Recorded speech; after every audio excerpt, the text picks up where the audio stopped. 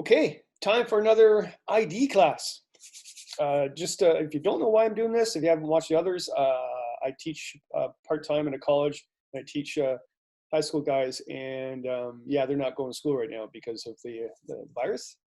Yeah, so I don't know if they're going back. So I'm gonna have to learn other ways to teach them. So I'm basically doing this online. I teach them ID ecosystem skills is actually the course I teach them. So yeah, we've done bird calls, frog calls, and birds of prey. It was the last one, and now we're doing owls. Why? Owls are cool. They're really, really cool. By the way, they're not that wise. At the Wildlife Center, when we had them, we had the injured ones. We would take to schools and stuff like that, and you really couldn't teach them anything. They're like, yeah, just sat there and whatever. And the hypothesis of that is that their eyes are so big that there's no room left in their head for their brain, which actually is kind of true. Their eyes are not like ours. They're actually they're telescopic. Telescopic. Oh my lord, like binoculars. And so they're tube shaped, and they actually don't move. So they have to move their neck to go and look at things. So they can move their neck 270 degrees, which is like 3/4 all the way around, which is amazing. Like if we do that, well, we pass out, which is really cool because actually we would pass out because the blood would stop going to our brain. Same as those guys, but before they switch and turn their head, they have to do a pool of blood in their brain to hold the brain together during that time. It's amazing. All right, their dish face radar sort of shaped face, and that is so the sounds of a mouse, whatever, going through the snow ricochet off, and they can hear them because their ears are right on the side. They're like slits. Their ears are also asymmetrical, like they're a little tilt. I think it's left is higher than the right. So being asymmetrical, they can actually hear better because of that. So that's kind of cool. And you won't hear them flying over you because their feathers are comb shaped. So they can fluff, fluff, fluff, and then you won't hear that.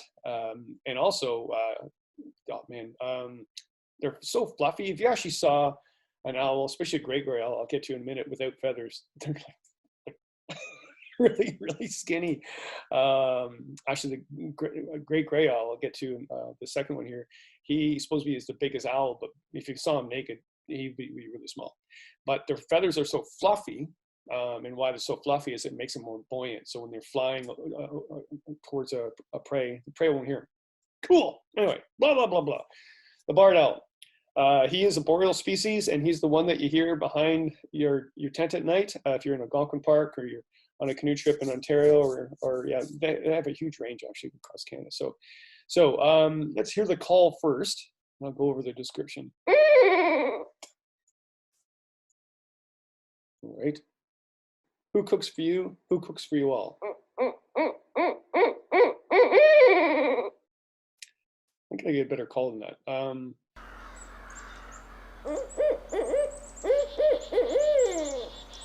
But this is what they do. I can do it myself.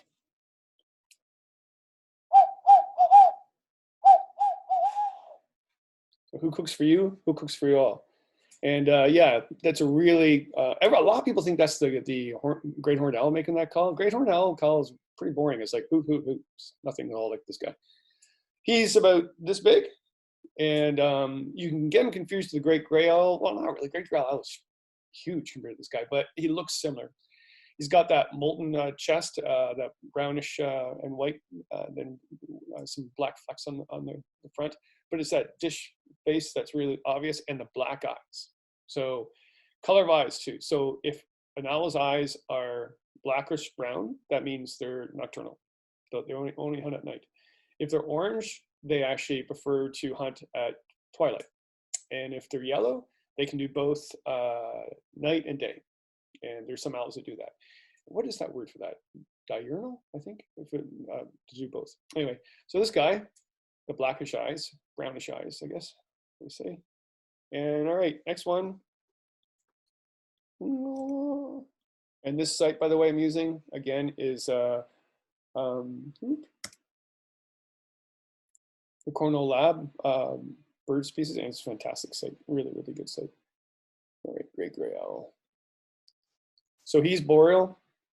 Should I say the barred owl is boreal. No, he's both. You can find him in a woodlot too in central Ontario. Sorry about that. But the great gray owl is boreal and more northern than the other. They will move south sometimes though if there's a drop in population of mice and things like that. All right, so he's big. He's the biggest owl that we have in Canada. By weight wise, actually, no, the great horned owl is, but for size wise, they are. Now see the dish face, it kind of looks like the barred owl, but look at the eyes, they're yellow. Okay, yellow means, what does it mean? It means that you'll see them hunt during the day and at night, but you can see them hunt during the day. Okay, so what other distinction features? I've always found that they're not really afraid of humans. I think it's because where they live, there's not many humans. I don't know, they'll fly right up to you. Coolest job I had, well, I had a lot of cool jobs, but I worked bird banding. How we caught these guys, we drive around the roads in the wintertime, we see one, perched in a tree, it's really big, and this is a true story. You get a fishing rod, tie a mouse to it, and the mouse would be dead. And you would cast it towards the owl, and the owl will look at it, and then you start reeling in, and the owl will come down after it, and the other person, which was my job, would get the fishing landing net, true story, put it over the owl, and then when you got the owl, like I think I've told you before, when you put a bird upside down, except a chickadee or in a hutch, they calm right down, the brain doesn't function. So you flip it upside down, it's like, and then we band it, and then we let it go. True, it's a cool job. All right, what's next? Great gray owl. Would I miss anything? Because he's a really cool owl. No. Oh, okay. Next one. This is the most common one that we have in Ontario. In the States too. Great horned owl. I had one while sitter named Casper. And by the way, they don't migrate, eh? Like some owls do, but the last three of them don't migrate. These guys are the first nesters. So mid-February, they'll go and take a nest, and they actually steal a nest. That's why they don't make their own nest. So they'll steal it from a crow or a red-tailed hawk. And so when those birds are like, "Hey, I'm going to nest," and wait, what are you doing in my nest? So yeah, they do that. And right now, this is like just past mid-March. The eggs will be hatching soon. So cool. Imagine being a baby owl and hatching right now. It's a snowstorm outside. All right. Yeah, so those horns, that's why it's called a great horned owl. It has nothing to do with their hearing. I always thought it did. I thought it was sort of like their satellite imagery or whatever, but it's not. Nobody seems to know what they're for. Some owls have them, some species don't. Oh yeah, one thing we did about this, we studied the eggs. Man, we used to climb up and go into the nest and to band the young, and the female would fly off, and she'd pretend to go and attack you, but she didn't. We had a hard hat and we got goggles on. But man, it would be disgusting because they love eating skunks, and so you'd go up to the nest and there'd be a dead skunk there, and and we'd just band these young. But the eggs are hatched in a couple of days interval. And the reason why is that they can have like 1 to 5. In fact, I think we counted 8 eggs once. Actually, that was kind of crazy. But if that habitat can't sustain all those young, this is pretty brutal. But the older ones will start eating the young ones coming out of the eggs. So nature will tell the species, hey, you can't have this many young here. Like that's it. We're done. And so yeah, the older ones that were hatching before would eat the young ones. Crazy nature. Loons kind of do the same thing, by the way. Loons have 2, and usually the older one picks and just kills the other, and the parents don't do anything about it. All right. Oh yeah, how to identify them. So they got the horns, yeah. But it's this prominent little chest here that's really kind of cool because they all have it. Some have a bigger white chest, some don't, some have a streaked. It's all a genetic thing. It's kind of cool. Yellow eyes. So what does that mean? It means they can hunt during the day and at night. I've never seen one hunt during the day, but they can. And great horned owl, really common owl. Oh yeah, let's go back to it. Their call. So just a hoot. Okay.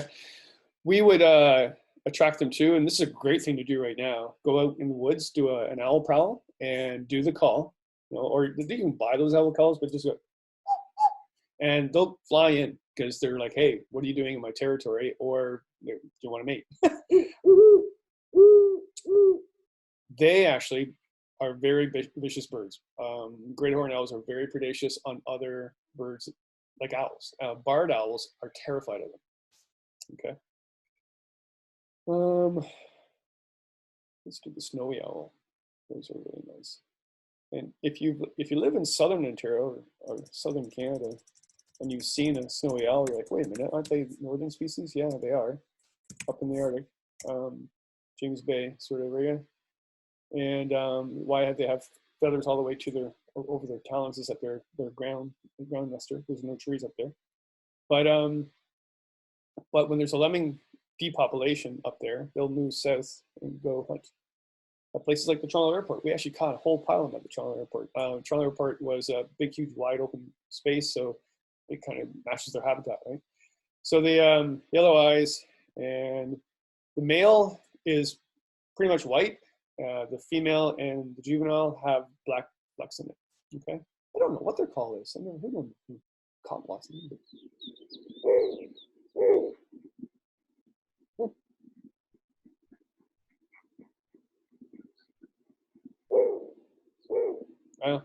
We got a lot of injured ones at the Toronto Airport too, and we pick them up and we take care of them, and hopefully we can release them, and most of them we did.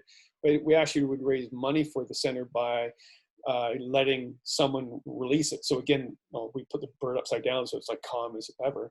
The only thing that people didn't know, because I was handling the birds all the time, giving it to them, and I would hope they would not hold it for too long. You wouldn't want to stress the bird out anyway, but it's pretty calm upside down. But it's the feather lice that would be crawling up your arm. I mean, they're not going to attach to you because they're feather lice. We don't have feathers, but I wouldn't want to tell these people that are giving us money to hold this bird to release it that have feather lice all over them. All right, snowy owls. And oh yeah, and when they fly south and they are hanging around the urban areas, they don't seem to be afraid of people, again, because they don't see a lot of people. They love eating your cat or your neighbor's cat or your neighbor's cat. They love eating cats. All right. What else we got? Let me try the barn owl. The barn owl is more of a southern species. In fact, southern Ontario, like Lake Erie, is its most northern range. But it's a cool owl, and you just should check it out. They're really cute. There's nothing else like that. The most beautiful owl. He's only about this big. Nests in barns, why they call him barn owl. Totally nocturnal. Really, you don't see them a lot, but you do hear this at times. So they don't hoot, they screech. Yeah. Let's do the short-eared owl. I've seen a short-eared owl. I don't think we had that at the Wallace. I've seen long-eared owls. I'm not sure. So he looks like the long-eared owl, which fly in groups in the wintertime, and they do migrate. They move more than the other owls, and they do breed in northern Canada. So they'll fly through. These guys are different than the long-eared owls. The short-eared owl likes open area, like a field, like a marsh, that sort of thing, and that's where it hunts. And that one, supposedly, while looking at eyes, yeah, you can see it during the day, just like the long-eared owl too. I've seen a whole bunch of long-eared owls together when they're migrating through. So here he is, long-eared owl. That ring around the face is a prominent feature. No horns on him. Yeah. And then if you look at actually I'm going back to his call, because shoot, Kevin, his call is really cool.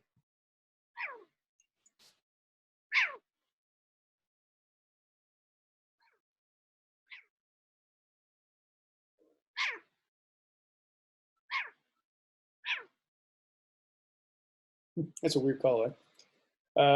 Sound like a cat. Oh yeah, there is one thing that I've been told about these owls. I forget who told me this, but it was a cool point. When a predator comes to go after their eggs, they'll poop on their eggs, and their poop really stinks, and that will deter the predator from eating the eggs. Who knew? All right, let's look at the long-eared owl. I don't know if he's more common than the short-eared owl. I just know I've seen more of these guys than the other. So about the same size, but he's got the horns. He's skinnier than the great horned owl, so you don't get them mixed up. And they're more of a woodland bird than actually the open prairie type of short-eared owl. And you probably see a whole bunch of what's called owl pellets on the ground. And so what an owl does is that it eats the mouse whole, and then it regurgitates the leftovers, and it basically it's the skeleton, the skull, all the hair, and they spit it up. And I had the job where I'd go into the woods and actually collect owl pellets, and then identify the species that did it, find out where the rookery is, because basically that's where they are, and we can go back later on to find where they are if we want to ban them. But yeah, we'd identify where they are by looking at the owl pellets. But then we take the owl pellets apart and actually see what they're eating. It's funny that you put the skeleton apart, probably the skeleton mouse is like this. That's the last thing it did before it got eaten. All right, sorry, I gotta get out more. Okay, last one.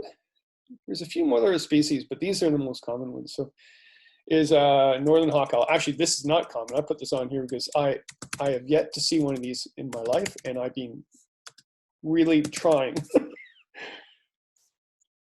I mean, I should see it because it's a daytime bird. It hunts more during the day. Why it's called the hawk owl is that it has owl capabilities. It's got the radar face. It's got the same eyeballs as an owl. Can turn its head like an owl. Got its fluffed up feathers like an owl. But it also has a long tail like a hawk, and perches during the day and uses the tail for balance, and then it actually hunts like a hawk. So yes, that's why it's called a hawk owl. Kind of cool. I thought I saw one of these once. I was with students a couple years ago, and across this pond, I looked over at this perch of this dead soft maple, and I was like, "That's a hawk owl!" Ooh, and I was telling them, "Well, it's a hawk owl. Oh, this is great, great, great!" And it didn't move. And we were having lunch, and it still didn't move. One of the students walked up, and it was a piece of bark hanging off the tree. It wasn't a hawk owl at all. Anyway, all right. So, Mr. Hawk Owl.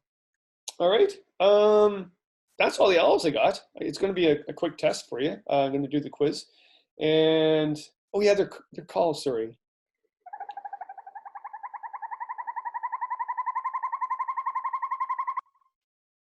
Guarantee you've heard that before and had no clue what it was.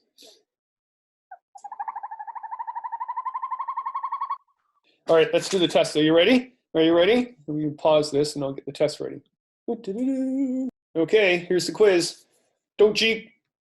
Cheaters don't prosper. All right, owls. Okay, owl number one. He's fluffy, he's big, he's very common. He's got these things. Number two, likes your cat.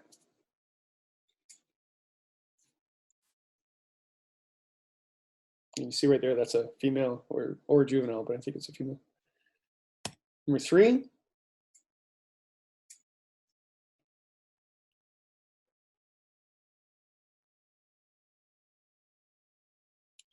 number four,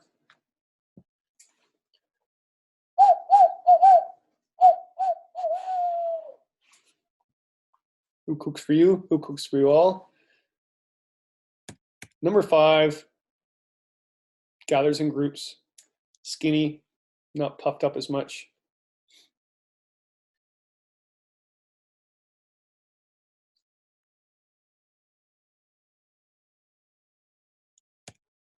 Next one, likes roosting in a barn. Did I say too much? I think I said too much. Hunts during the day.